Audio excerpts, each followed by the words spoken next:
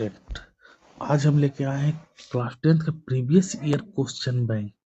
जी हाँ, और ये लगातार आते रहेगा निश्चित रूप से। प्रीवियस ईयर से प्यारे बच्चों 100% में आपको 80% क्वेश्चन लड़ेगा ही लड़ेगा प्यारे बच्चों। और ये 2011 से लेकर 2024 तक का क्वेश्चन बैंक आप लोग को मिलेगा प्यारे बच्चों, और यही क्वेश्चन लगातार रिपीट होता है। तो चैनल पे पहली बार है तो प्लीज प्यारे बच्चों चैनल को शेयर और सब्सक्राइब जरूर करें। हमारे मेहनत का, क्योंकि वीडियो तो देखते हैं लेकिन सब्सक्राइब नहीं करते। प्लीज प्यारे बच्चों आप लोग से हाथ जोड़कर निपटी है, सब्सक्राइब जरूर करें। तो शुरू करते हैं हम लोग बिना देरी के। हमारा पहला प्रश्न है कि मनुष्य में चीनी के पाचन में कौन हार्मोन सहायक होता है? तो इसका सही उत्तर होगा इंसुलिन। कौन सा होगा प्यारे बच्चों? इंसुलिन। अगला प्रश्न है प्यारे बच्चों, हाइड्रा में प्रजनन किस विधि द्वारा होता है? तो हाइड्रा में प्रजनन किस विधि द्वारा होता है? मुकुलन विधि द्वारा होता है। अगला, कृत्रिम वृक्ष किन अपशिष्ट, वृक्ष नहीं यहाँ ब्रिक है प्यारे बच्चों, थोड़ा सा ये क्या है, ब्रिक है। किन अपशिष्ट पदार्थों को रुधिर अपोहन द्वारा अलग करता है? तो नाइट्रोजन। किसको अलग करता है? तो नाइट्रोजन को अलग करता है प्यारे बच्चों।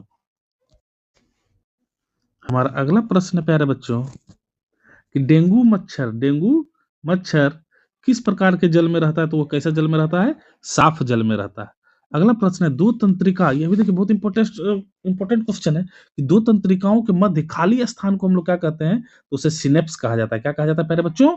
सिनेप्स कहा जाता है। अगला है, बायोगैस का प्रमुख घटक क्या है? तो बायोगैस का प्रमुख घटक क्या है प्यारे बच्चों? तो मीथेन है। श्वसन कैसी अभिक्रिया प्यारे बच्चों? ऊष्माक्षेपी है या ऊष्माशोषी है या फिर स्थापन है या फिर विलोपन अभिक्रिया है? तो श्वसन कैसी अभिक्रिया प्यारे बच्चों? तो ऊष्माक्षेपी अभिक्रिया है प्यारे बच्चों। हमारा अगला प्रश्न है, मानव हृदय में कुल कितने कोष्ठ होते हैं? तो मानव हृदय में कुल कितने कोष्ठ होते हैं? 4 कोष्ठ होते हैं। अगला प्रश्न है, मानव हृदय का औसत प्रकुंचन दाब कितना है? तो मानव हृदय का औसत प्रकुंचन दाब कितना है प्यारे बच्चों? 120 mmHg। अगला प्रश्न, पौधों में वाष्पोत्सर्जन किस भाग से होता है, अर्थात किस भाग के द्वारा पानी वाष्प बनकर उड़ता है? तो पत्तियों के द्वारा उड़ता है प्यारे बच्चों। हमारा अगला प्रश्न है, रक्त के थक्का जमने में कौन मदद करता है प्यारे बच्चों?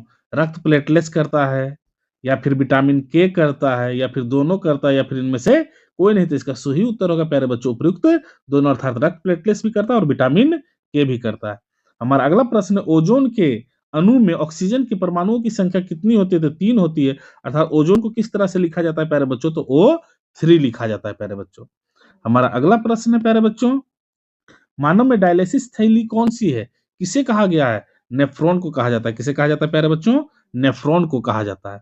अगला प्रश्न है प्यारे बच्चों, कि टिहरी बांध का निर्माण किस प्रदेश में हुआ है? तो उत्तराखंड में हुआ है। कहाँ हुआ प्यारे बच्चों? उत्तराखंड में हुआ है। अगला, नर युग्मक और मादा युग्मक के संलग्न को क्या कहते हैं? तो नर युग्मक और मादा युग्मक के संलग्न को क्या कहते हैं? निषेचन कहते हैं। तो प्लीज प्यारे बच्चों अभी भी यदि चैनल पे बने हुए तो चैनल को सब्सक्राइब और शेयर जरूर कीजिए। धन्यवाद प्यारे बच्चों।